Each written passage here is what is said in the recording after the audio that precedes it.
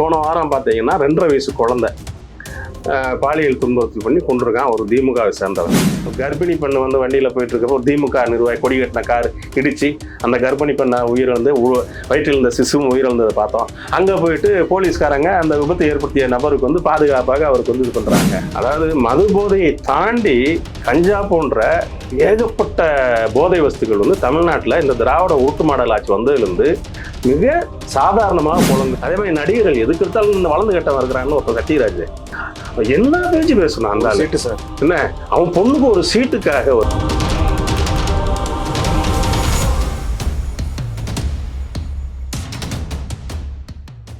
திராவிட முன்னேற்ற கழகத்துக்கு எதிராக ஆரம்பிக்கப்பட்டதுதான் அனைத்து அண்ணா திராவிட முன்னேற்ற. அதுல எல்லா பதவியும் அனுபவிச்சுட்டு முதல்வர்லாம் பதவி வந்துட்டு இன்னைக்கு வந்து ஆனா அன்னைக்கே எடப்பாடியார் சொன்னார் இவர் வந்து திமுகவோட பி டீம். தேனி மாவட்டத்தில் கூண்டோட ஓபிஎஸோட இருந்தவங்க அனைவருமே வந்து மீண்டும் அனைத்து அண்ணா திராவிட முன்னேற்றங்களையும் இணைந்து விட்டனர் அப்படிங்கிறதா உண்மை. அங்க கூட்டத்தையும் பார்த்தீங்களா என்ன இருந்துச்சு? வெறும் காலிச்சே தான். அந்த இருந்த கொஞ்சம் பேரும் திமுக காரங்க தான். இந்த 21 ஆட்சிக்கு வந்ததுக்கு அப்புறம் அந்த திமுக ஆட்சியில மட்டும் பாத்தீங்கன்னா 27 லாக்கட் டெத் நடந்திருக்கு. 27 லாக்கட் டெத். இது வரைக்கும் எந்த ஒரு அரசாங்கத்துல இவ்வளவு பெரிய கொடுமை நடந்ததாக சரித்திரமே கிடையாது. உதயநிதி ஸ்டாலின் போய் தூத்துக்குடியில வந்து 136 கோடி மதிப்பீட்டுல வந்து ஒரு அரசு மருத்துவமனை அப்படிங்கிற ஒரு இதை வந்து திறந்து வச்சுட்டு வந்திருக்காரு. இது என்னன்னா முழுக்க முழு பூசணிக்காய் சோற்றில் மறைப்பு. என்னமோ நான் முதல்வர் திட்டத்துல வந்து இவங்க என்னமோ பந்த மாதிரி எவ்வளோ ஒரு கேவலமான விளம்பரம். அது வந்து கொள்ளை அடிச்ச பணம் இருக்கு, பணத்தை மக்கள்கிட்ட கொடுத்துட்டு போட்டு வாங்கலாம் அப்படிங்கிற கனவுல இருக்காங்க. அந்த கனவு பலிக்காதுங்கிறதா உண்மை.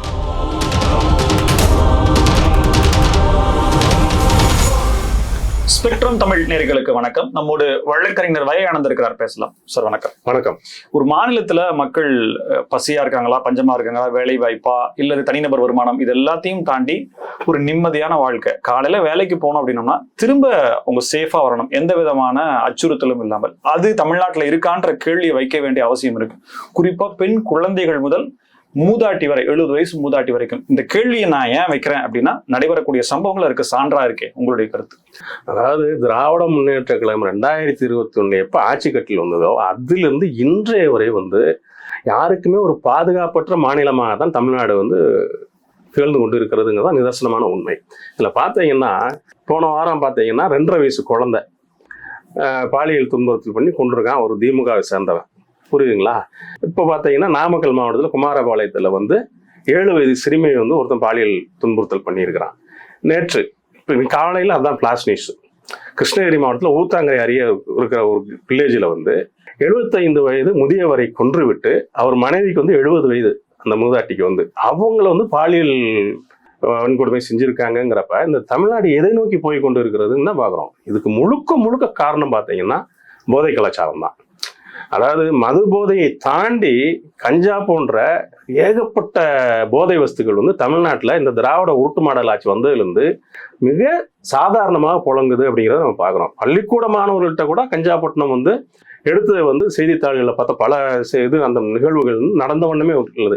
இதை எதுவுமே கண்டுகொள்ளாமல் இங்கே வந்து தமிழ்நாடு வந்து பெண்களுக்கு பாதுகாப்பான மாநிலம் அது இதுன்னு சொல்லிட்டு இவங்க உருட்டிக்கிட்டே இருக்காங்களே தவிர இதெல்லாம் முதல்வருக்கு தெரியாதா? 1000 ரூபா மாசம் விடியல் பயணம், அவ்வளவுதான். பெண்கள் நீங்க எது வேணுமாலும் பண்ணலாம், பெண்களுக்கு அவ்வளவுதான், எதை வேணும்னாலும் பண்ணலாங்கிற ஒரு மனநிலையை வந்து பாக்குறோம். அதே மாதிரிதான் பாத்தீங்கன்னா இந்த போதையை போட்டுக்கிட்டு இல்ல வந்து போதை வஸ்துக்களை பயன்படுத்திக்கிட்டு தான் நாங்குநேரி சம்பவத்தையும் பார்த்தோம், சிவகங்கை மாவட்டத்தில் மானாமதுரையிலையும் பார்த்தோம். அங்கேயும் வந்து அதாவது பெண்களுக்கு எதிரான பாலியல் துன்புறுத்தல் தான் நடந்துகிட்டு இருக்குன்னா ஒரு பக்கம் போறவங்களாம் கண்ணில் போடுறவங்களாம் வெட்டுறாங்க அப்படிங்கிறது வந்து பொழுதுபோக்குக்காக. அப்படி இந்த என்ன மாதிரி ஒரு ஆட்சியை வந்து இவங்க வந்து ஒரு அவ்வளவு ஆட்சியை தான் நடத்திட்டு இருக்காங்கிறத உண்மை. சார், உண்மையிலே ரொம்ப டேஞ்சரஸான கண்டிஷன்ஸ்ல இருக்கு சார், அதுல மாற்று கருத்தே இல்லை. இந்த சமூக ஆர்வலர்கள், இன்னும் சொல்ல போனா டிவியில விவாதங்கள், இன்னும் சொல்ல போனா பொது நலன் பற்றி பேசக்கூடிய நடிகர்கள், இன்னும் சொல்ல போனா திமுக அரசுக்கு எதிர்நிலையில் இருக்கக்கூடிய இல்ல தவறுகளை சுட்டி காட்டக்கூடிய முகமுடியை அணிந்து கொண்டிருப்பவர்கள் யாருமே இல்லையே சார். ஒரு போராட்டம், ஒரு ஆர்ப்பாட்டம் இவ்வளவு நடக்குது, போலீஸ் அனுமதி, இது எதுவுமே இல்லையே சார். கடந்த அதிமுக ஆட்சியில் நடைபெற்ற போராட்டங்களுக்கும் இப்ப நடைபெற்ற போராட்டங்களும் மிக குறைவா இருக்கு. கடந்த அதிமுக ஆட்சியில் இருந்த சட்டம் ஒழுங்கும் இப்ப இருக்கிற சட்டம் ஒழுங்கும் மிக மிக மிக மிக மோசமா இருக்கு. ஆனா எப்படி சார் இதை மெயின்டைன் பண்றாங்க? அதாவது சென்ற அனைத்து இந்திய அண்ணா திராவிட முன்னேற்ற ஆட்சியில வந்து சமூக போராளிகள் அப்படிங்கிற மாதிரி ஒரு ஆட்களை வந்து இவங்களே டிஎம்கேவே செட் பண்ணி தான் அந்த மாதிரி வேலையெல்லாம் பண்ணாங்க. அந்த மது ஒழிச்சு இந்த கோவன் ஒரு கோமாளி வந்தான் இல்லையா, இப்ப வந்து இவ்வளவு வந்து ஒரு மோசமான ஆட்சி நடக்குது, என்ன மதுவை தாண்டி வந்து கஞ்சா போன்ற போதை வஸ்துக்கள் போகுது, அதெல்லாம் அவன் கண்ணில் படலையா? அதே மாதிரி நந்தினின்னு ஒருத்தி வந்து டாஸ்மார்க்க மூடணும்னு சொல்லிட்டு அந்த ஒரு பொண்ணு வந்து அவங்க அப்பாவோட சேர்ந்துட்டு இதே பொழப்பாவே தெரிஞ்சாங்க. அவங்களாம் எங்க போனாங்க? அதே மாதிரி நடிகர்கள் எதுக்கு எடுத்தாலும் இந்த வளர்ந்து கட்டவன் இருக்கிறான்னு ஒருத்தன் சத்யராஜ் என்ன பேச்சு பேசணும் அந்த சீட்டு சார். என்ன அவன் பொண்ணுக்கு ஒரு சீட்டுக்காக வந்து இன்னைக்கு வந்து ஒரு 2.5 வயசு குழந்தைய வந்து பாலியல் துன்புறுத்தல் பண்ணி ஒருத்தன் கொண்டிருக்கான். 7 வயது சிறுமிக்கு 70 வயது மூதாட்டிக்கு நடக்குது. நீ ஒரு பொண்ணை பத்திருக்கல, உன் பொண்ணு ஒரு எம்எல்ஏ சீட்டுக்காக வாயை மூடிட்டு இருக்கேன், உனக்குலாம் வெக்கமா இல்லையா அப்படிங்கிறத நான் கேட்கறேன். ஏன்னா மற்றவங்கலாம் விட்டுலாம். இந்த நேற்று வரைக்கும் வந்து திமுக மேடையில ஏறி இங்க என்னமோ பாலாறும் தேனாறு ஓடுதுன்னு பேசிட்டு இருக்கேன். அதனாலதான் அந்த ஆளை பத்தி நான் பேச வேண்டிய சூழ்நிலை வருது. புரியுதுங்களா? அந்த மாதிரிதான் அதே மாதிரி அந்த இன்னைக்கு இருக்கிற அந்த நடுநிலையாளர்கள், சமூக பொறுப்பாளர்கள்ங்கிறவங்கலாம் திமுகவோட கைக்கூலிகளாக தான் இருக்கிறாங்க. ஏன்னா மெயின் ஸ்ட்ரீம் மீடியால வந்து முதல்ல சென்ற ஆட்சியில் பார்த்தீங்கன்னா ஒரு சின்ன தவறு நடந்தா கூட அதை வந்து அப்படியே தொடர்ந்து ஒரு வாரம் விவாதம் அதை வந்து இது பண்றது. இவ்வளோ அவலங்கள் நடக்குது. ஏதாவது ஒரு செய்தி சேனல் வந்து ஏதாவது மெயின் ஸ்ட்ரீம் மீடியா வந்து எதையாவது வந்து எடுத்து விவாதம் வச்சிருக்காங்களா அப்படிங்கிறத பாக்குறோம். ஏன்னா அவங்க திமுகவோட வந்து கைக்கூலிகளாக மாறி விட்டார்கள் அப்படிங்கிறது தான் உண்மை. புரியுங்களா? அதனாலதான் இவ்வளவு நடக்குது. இப்ப பாத்தீங்கன்னா இந்த மாதிரி தொடர்ந்து இந்த மாதிரி சமூக ஆர்வலர்கள்னு சொல்லிட்டு வர்றாங்க. அதே மாதிரி தான் வளர்த்த கட்சியிலேயே நல்ல எல்லா பதவி சுகத்தையும் அனுபவிச்சுட்டு, புரியுதுங்களா, இன்னைக்கு போய் அதாவது திராவிட முன்னேற்ற கழகத்துக்கு எதிராக ஆரம்பிக்கப்பட்டதுதான் அனைத்து இந்திய அண்ணா திராவிட முன்னேற்ற, அதுல எல்லா பதவியும் அனுபவிச்சுட்டு முதல்வர்லாம் பதவி வந்துட்டு இன்னைக்கு வந்து, ஆனா அன்னைக்கே எடப்பாடியார் சொன்னார் இவர் வந்து திமுகவோட பி டீம் சொல்லிட்டு. இப்ப நாங்க வந்து கட்சியை விட்டு நீக்கினது வந்து உண்மைன்னு அவர் நிரூபிச்சிட்டாரு. புரியுதுங்களா? இப்ப கூட அந்த கூட்டம் போட்டாரே, அழுதுட்டே இருந்தாரு சார். கடைசி போய் நேரம் வரைக்கும் கூட அழுதுட்டு இருந்தாரு. ஆமா, போன பார்த்துட்டே இருந்தாரு, அழுது புரண்டாரு. இதெல்லாம் பார்த்தோம். அதை விடுங்க, அதோட கூத்து நேத்து நடந்தது இல்ல, அவரோட ஆதரவாளர் எல்லாம் கட்சியில போய் சேர்த்தது. என்ன பெரிய பிரம்மாண்டமான எத்தனை சேர சேர்த்திருக்காரு பாத்தீங்களா? புரியுதுங்களா? அது அதே நேரத்துல வந்து அங்க மீட்டிங் நடக்கிறப்ப வந்து அதே தேனி மாவட்டத்தை சேர்ந்த அனைத்து ஒன்றிய செயலாளர் அவர்களோட பயணித்தவர்கள், திரு ஓபிஎஸ் அவர்களோட பயணித்த நபர்கள் வந்து நகர செயலாளர்களாக இருக்கட்டும், ஒன்றிய செயலாளர்கள் அனைவருமே மன்மன்னன் எடப்பாடியார் தலைமையில மீண்டும் தாய் கழகத்தில் இணைந்த செய்தியை நம்ம பார்த்தோம். அவரு திருச்சியில இருந்து வராருங்க. நடராஜன் அவர்கள் வந்து திருச்சி மாவட்டம். இவர் என்ன சொன்னாரு, நாங்க வந்து அவர் பையன் என்ன சொன்னாரு, அது கோட்டை கிடையாது ஓட்டை ஏடிஎம் கேட்குனார்ல, அறிவாலயத்துக்கு முன்னாடி நின்று கத்துனார்ல, இவங்க ஏன் தேனியில வந்து மீட்டிங் போடல, ஏன் மதுரையில போய் போடுறாங்க? தேனி மாவட்டத்துல கூண்டோட ஓபிஎஸோட இருந்தவங்க அனைவருமே வந்து மீண்டும் அனைத்து அண்ணா திராவிட முன்னேற்றங்களையும் இணைந்து விட்டனர் அப்படிங்கிறதா உண்மை. அங்க கூட்டத்தையும் பார்த்தீங்களா என்ன இருந்துச்சு? வெறும் காலிச்சே தான். அந்த இருந்த கொஞ்சம் பேரும் திமுக காரங்க தான். சோ அதுலயே ஒரு வண்டவாளம் வந்து முதல்வர் ஸ்டாலின் அவருக்கு தெரிஞ்சிருக்கு, ஆகா ஒரு டம்மி பீஸா இருக்கடா அது அப்படின்னு அந்த கூட்டமே வந்து நிரூபிச்சிருச்சுங்கிறது தான் உண்மை. செல்லா காசு தான் வந்திருக்கு. ஆமா, டம்மி பீஸ் தானே அது வந்து. புரியுதுங்களா? அந்த கூட்டத்தின் வாயிலாக திமுகவினர் உணர்ந்திருப்பார்கள் அப்படிங்கிறத நான் பாக்குறேன். புரியுதுங்களா? எங்க போனாலும் துரோகி தான். என்ன தான் வளர்த்த கட்சிக்கே இவ்வளவு பண்ணோம், நாளைக்கு அந்த கட்சியில என்னென்ன பண்ண போறாருன்னு நம்ம வந்து எதிர்காலத்துல பார்ப்போம், என்ன நடக்குதுன்னு பார்ப்போம். இன்னைக்கு காலைல பல்லாவரத்துல நடந்த சம்பவம் சார், மீண்டும் ஒரு விஷயம் நடந்திருக்கு. ஏற்கனவே முன்பகை இருந்திருக்கு போல இருக்கு. பல விஷயங்கள்ல அதாவது சும்மா பொழுதுபோக்குக்காக பண்றவங்களுக்கு மத்தியில ஏதோ காரணத்துக்காக பண்ணிருக்காங்கன்னு நம்ம நினைக்கக்கூடிய அளவுக்கு ஒரு சம்பவம் நடந்திருக்கு. காலையிலேயே இரட்டை கொலை. அதான் சொல்றேங்க, எதுவுமே காவல்துறை பயமற்றுதாங்க தெரியுறாங்க அப்படிங்கிறதா உண்மை. நம்ம இந்த ஒரு 2 கொலையா இருக்கு, எவ்வளவோ நடந்துட்டு இருக்கு. இந்த 2-3 நாள்ல பாத்தீங்கன்னா ஏகப்பட்ட கொலைகள். புரியுதுங்களா? அதே மாதிரி திருநெல்வேலியில முக்கூடல்னு ஒரு பகுதியில ஒரு விவசாயி, ஒரு பட்டியலினத்தை விவசாயி தாமிரபரணி ஆற்றுல குளிக்க போயிருக்காருங்க. அவரை வந்து நீ எல்லாம் இங்க குளிக்க கூடாதான்னு சொல்லிட்டு அவரை வெட்டி போட்டு போயிருக்காங்க. இந்த மாதிரி தினந்தோறும் நடக்குது. ஏன் இப்ப சென்னையில வந்து ராயப்பேட்டா பகுதியில் ஒரு இது பார்த்தோம்ல, ஒரு காவல்துறை சார்ந்தவருக்கு வந்து ஒரு கான்ஸ்டபிள் வந்து போதையை வந்துட்டு ஒரு பெண்ணுக்கு வந்து பாலியல் அத்துமீறலுக்கு வந்து வீட்டுக்குள்ள நுழைஞ்சு கலாட்டா பண்ணார்ல, புரியுதுங்களா? யூனிஃபார்ம் போட்டுக்கிட்டேன். இந்த மாதிரி தான் தொடர்ந்து நடக்குதுங்கிற நான் வந்து அது எதுவுமே கண்டுக்காம தான் இங்க வந்து பாலாரந்தேனாரோட அவங்க உருட்டிக்கிட்டு இருக்காங்கிறதா உண்மை. குறிப்பா பட்டியல் சமூக மக்களுக்கு எதிரான கொடுமைகள் அப்படிங்கிறது அதிகமா இருக்கு அப்படின்ற தரவுகள் சம்பவங்கள் மூலியமா அதை வெளிப்பட்டு வருது. ஆனா அதற்காக எடுக்கப்பட்ட நடவடிக்கைகள், ஒருவேளை அதற்கு நடவடிக்கை எடுப்பதற்காக அழுத்தம் கொடுக்கிறாரா அண்ணன் திருமாவளவன் அப்படின்ற கேள்வி எல்லாம் கேட்டா, இப்ப கூட அவர் வந்து சென்னை விமான நிலையத்துல வந்து ஒரு பேட்டி கொடுக்குறாரு பார்த்தேன். இந்த மானாமதுரையில் நாங்குநேரில் பாதிக்கப்பட்டவங்க எல்லாம் போய் பார்த்துட்டு வந்தேங்கிறாரு. அது ரொம்ப பொலைட்டா அப்படியே மயிலிறகுல தடவுற மாதிரி இந்த அரசாங்கத்துக்கு சொல்றாரே தவிர அந்த வீரம்லாம் எங்க போச்சு? அவர் மேல வந்து நம்ம தனிப்பட்ட முறையில் நல்ல ஒரு மரியாதை வைத்திருக்கிறோம், புரியுதுங்களா? அதே மாதிரி பாத்தீங்கன்னா சிவகங்கை மாவட்டத்தில் மானாமதுரையில் ஆகாஷ்ங்கிற ஒரு இளைஞரை வந்து போலீஸ் கஸ்டடியிலேயே இறந்து போயிருக்கிறார். பட்டியலினத்தை சேர்ந்த இளைஞர் தான் அவர் வந்து, புரியுதுங்களா? இந்த மாதிரி தொடர்ந்து அஜித்குமார் அதே மாவட்டத்தில் தான் நடந்தது. தொடர்ந்து இந்த மாதிரி நடக்குது. இவங்கெல்லாம் என்ன பண்ணிட்டு இருக்கிறாங்க? இப்ப காவல்துறை வந்து என்ன வேணாலும் பண்ணுவாங்களா? இந்த 21 ஆட்சிக்கு வந்ததுக்கு அப்புறம் இந்த திமுக ஆட்சியில மட்டும் பாத்தீங்கன்னா 27 லாக்அப் டெத் நடந்திருக்கு. 27 லாக்அப் டெத். இது வரைக்கும் எந்த ஒரு அரசாங்கத்துல இவ்வளவு பெரிய கொடுமை நடந்ததாக சரித்திரமே கிடையாது. எங்க சார் தகவல் மூடி மறைக்கிறாங்க. என்ன எந்த டிவி விவாதங்கள்லையும் இதை பற்றி வருவது கிடையாது. பட்டியலின பெண்களுக்கு எதிராக நடக்கிற பாலியல் வன்கொடுமைகளை பத்தி பேசுறது கிடையாது. இந்த மாதிரி பட்டியலின இளைஞர்களை தாக்கப்படுவது பேசுவது கிடையாது. இந்த மாதிரி எதை பற்றியுமே பேசுறது கிடையாதுங்க. இவங்களுக்கு வந்து கூட்டணியில் இருக்கிற கட்சிகளை இந்த வாய்மூடி மௌனியாக இருக்கிறத நம்ம பாக்குறோம். அந்த 1 சீட்டு 2 சீட் கூட வாங்குறதுக்காக அவங்களோட கொள்கையை வந்து இழந்துட்டு போய் இப்படி நிக்கணுமா அப்படிங்கிறத நான் கேட்கிறேன், புரியுதுங்களா? இந்த மாதிரி தொடர்ந்து நடந்துகிட்டு தாங்க இருக்கு. இந்த மாதிரி ஒரு அவலாட்சி தான் நடந்துகிட்டு இருக்கிறதா உண்மை. குறிப்பா இதுல இருக்கக்கூடியவங்கள ஒரு சர்டைன் பர்சன்டேஜ் ஆஃப் பீப்புள் வந்து திமுகவுல மெம்பரா இருக்காங்க. இப்ப என்னன்னா மீனவர் ஒருத்தர் கூட, கவின் ஒருத்தர் 15 வயசு குழந்தைகிட்ட ஒரு வன்முறையான சம்பவங்களை அடிக்கிறாரு, பிறப்புறுப்புலயே மிதிச்சாருன்னு பெரிய பிரச்சனையாகி காவலருமே தாக்கப்பட்ட சம்பவம் நடந்திருக்குது. இது அப்புறம் பின்னாடி பார்க்க போனா அவர் திமுகல மெம்பரா இருக்காரு. கவின்னு சொல்லிட்டு ஒரு 15 சிறுமி நடந்து போறப்ப அவர் வந்து பைக்ல போய் இடிச்சிருக்காரு. என்னன்னு கேட்டதுக்கு அந்த சிறுமியை அடித்து பிறப்பு எழுதி எட்டி உதைத்து பண்ணியிருக்காரு. அவங்களோட அப்பா அங்க இருக்கிற உறவுகள் எல்லாத்தையும் அடிச்சிருக்காங்க. அப்புறம் எல்லாரும் சேர்ந்து இவங்களை அடிச்சதுனால எல்லாம் ஒரு கூட்டம் சேர்ந்ததுனால பேருக்கு ஒரு வழக்கு பதிஞ்சிருக்கிறாங்கன்னு பாக்குறோம். கடைசியில பின்புலத்தை பார்த்தா அவரும் ஒரு திமுக நிர்வாகியா தான் இருக்கிறாரு, புரியுதுங்களா? அதான் திமுகல இருந்தா உங்களுக்கு லைசன்ஸ் கொடுத்த மாதிரியா? திமுக உறுப்பினர் அட்டை இருந்தா நீங்கள் எது வேணுமாலும் பண்ணலாம். 2.5 வயசு குழந்தைய வந்து பாலியல் வன்கொடுமை செஞ்சு கொண்டுடலாம். அதே மாதிரி 15 சிறுமி போறப்ப எட்டி உதைக்கலாம், பிறப்பு எட்டி உதைக்கலாம். என்ன அப்ப இந்த திமுக உறுப்பினர் அட்டை இருந்தா உங்களுக்கு வந்து லைசன்ஸ் கொடுத்த மாதிரி அர்த்தமாங்கிறதா நாங்க. இது எதனோட வெளிப்பாடுன்னா, அந்த கட்சியில இருக்க மூத்த நிர்வாகிகளும் சரி அமைச்சர்களும் சரி அவர்களே வந்து ஏளனமாக தான் பேசுறாங்க. சோ இவங்க அந்த கூட்டத்துக்கு வரும், நம்ம அமைச்சரே இப்படி பேசுறாரு. இப்ப பொன்முடியில என்ன பேச்சு பேசினார்? பொன்முடியா இருக்கட்டும், துரைமுருகனா இருக்கட்டும், பெண்களை பத்தி எவ்வளவோ இழிவாக பேசினார்கள்.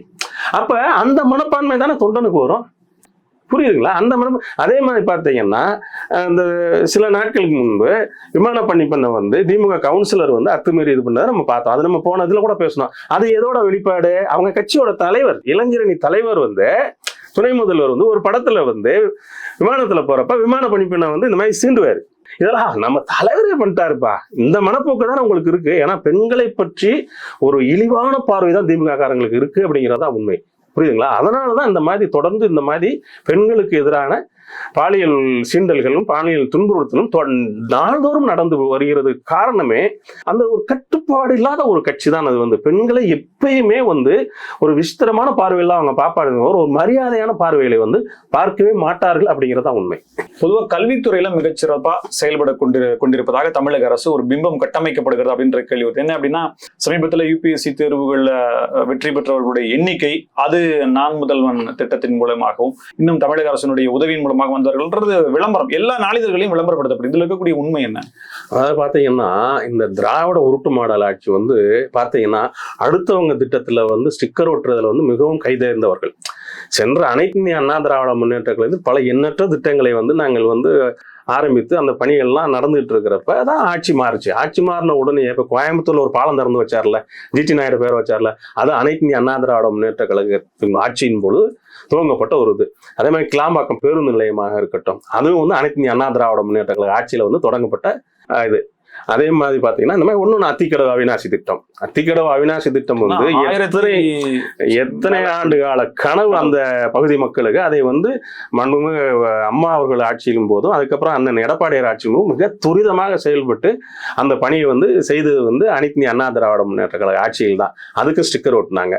இப்ப நேற்று துணை முதல்வர் உதயநிதி ஸ்டாலின் போய் தூத்துக்குடியில வந்து 136 கோடி மதிப்பீட்டுல வந்து ஒரு அரசு மருத்துவமனை அப்படிங்கிற ஒரு இதை வந்து திறந்து வச்சுட்டு வந்திருக்காரு.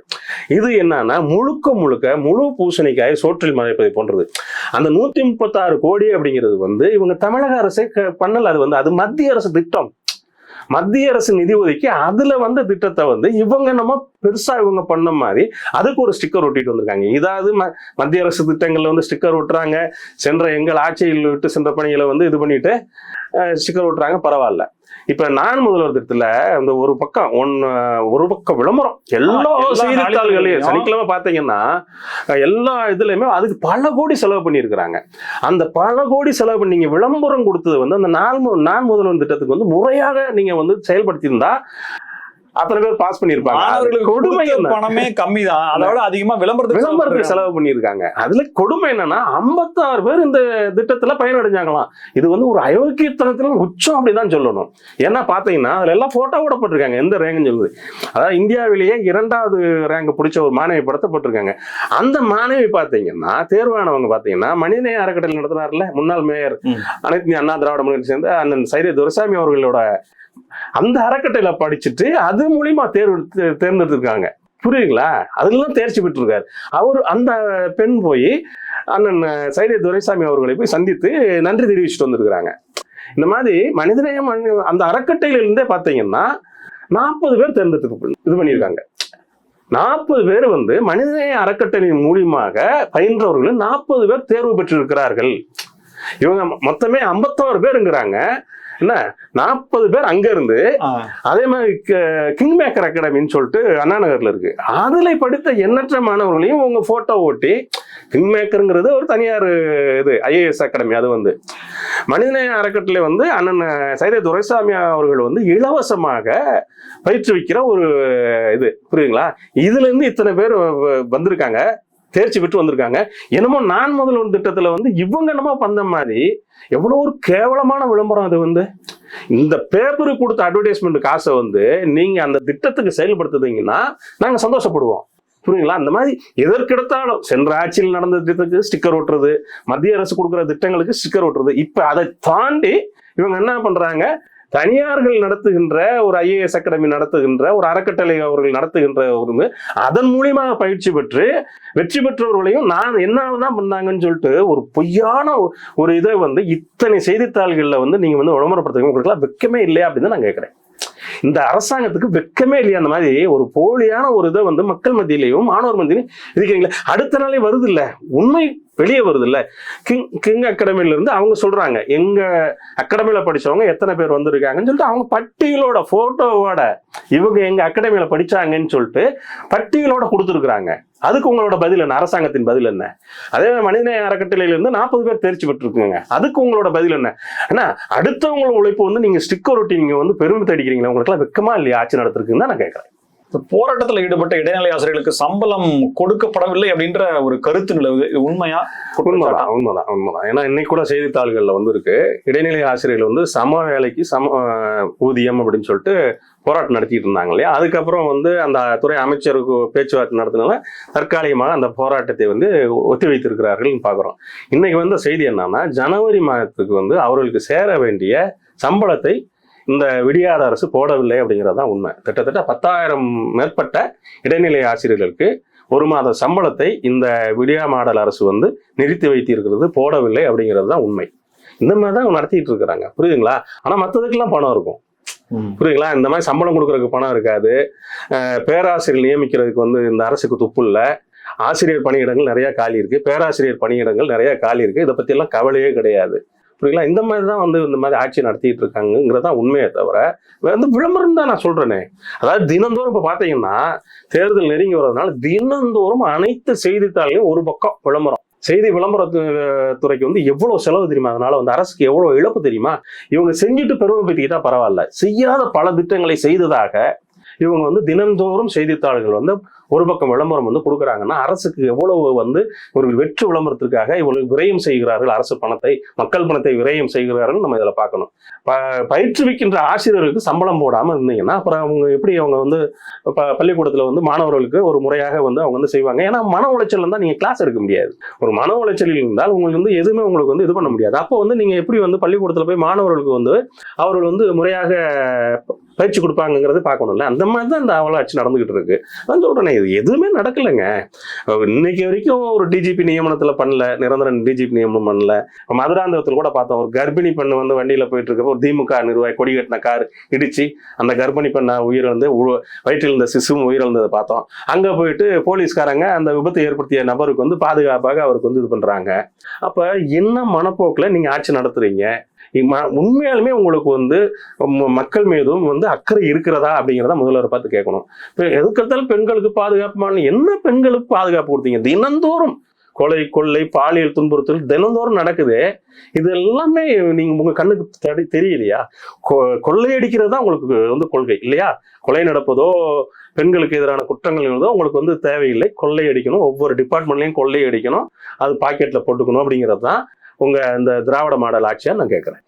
குறிப்பா அந்த போதை வஸ்துக்களுடைய புழக்கமும் இன்னும் மற்ற கஞ்சா போன்ற விஷயங்களுடைய புழக்கமும் இங்க என்னன்னு சொல்லி முதலமைச்சர் வரைக்கும் சென்று சேர்கிறதா சார்? இப்ப என்னன்னா அவரு அமைச்சர்கள் சொல்றாங்க, ஆனா முதலமைச்சர் கையில வச்சிருக்கக்கூடிய காவல்துறை அவருக்கு தகவல் சென்று சேர்கிறதா அப்படின்ற கேள்வியை முன்வைக்கிறாங்க.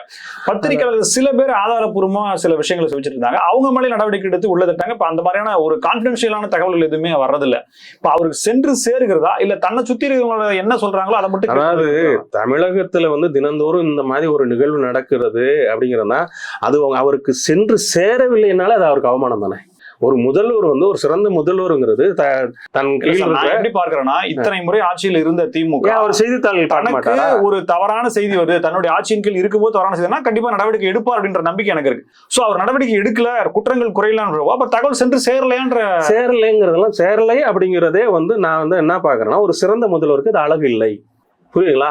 இந்த மாதிரி ஒரு 2.5 வயசு குழந்தைய கொண்டிருக்காங்க, பாலியல் துன்புறுத்தல் பண்ணி 7 வயது சிறுமி முதல் 70 வயது மூதாட்டி வரை வந்து தினந்தோறும் இந்த மாதிரி தொடர்ந்து பாலியல் சென்றல் நடக்குது சார். இந்த எல்லா குற்ற சம்பவங்களையுமே உண்மையை சொல்லாம சார் இது இல்ல சார், இது முன்விரோதம் சார், இது அப்படி நடந்தது சார், இது தெரியும். 2.5 வயசு குழந்தைக்கு வந்து 2.5 வயது குழந்தைக்கு வந்து பாலியல் துன்புறுத்தல் ஏற்படுத்தி அந்த குழந்தைய கொண்டு இதுல என்ன முன்விரோதம் இருக்கும்?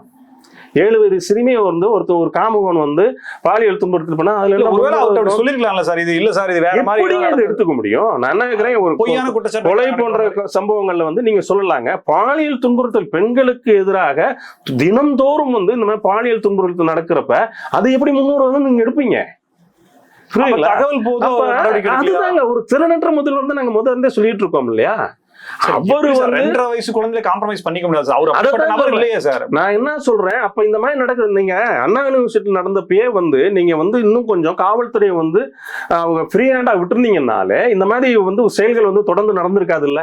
கோயம்புத்தூர் நடந்திருக்கா? இந்த மாதிரி எண்ணற்ற பாலியல் சீண்டல்கள் நடந்திருக்காது இல்ல பெண்களுக்கு எதிராக? நீங்க எங்க போனீங்கன்னு தான் கேட்கிறேன்.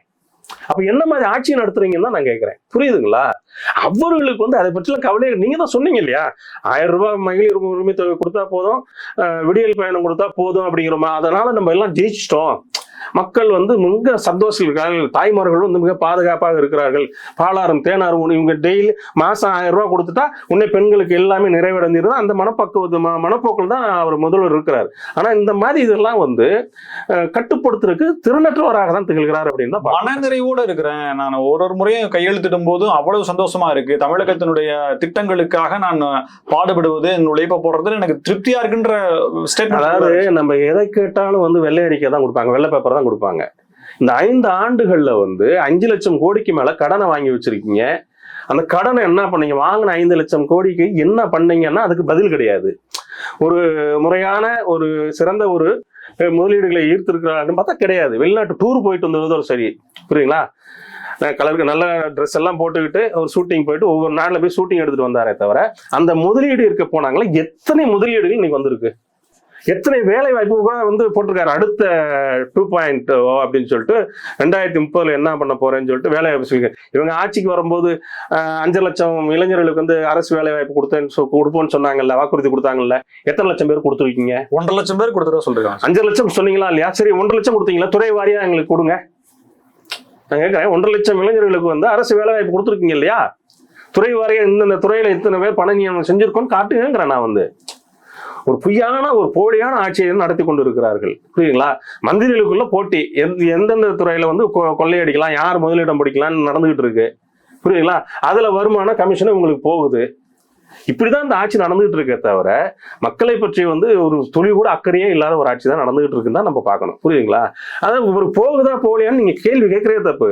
போனால் நடவடிக்கை எடுக்கணும். போகவில்லை என்றால் உங்களுக்கு கீழ் உள்ள ஒரு காவல்துறை வந்து உங்களுக்கு சரியா கொடுக்கலாம். அப்ப நீங்க ஒரு திறனற்ற முதல்வர் அப்படிங்கிறது ஒத்துக்கணும்.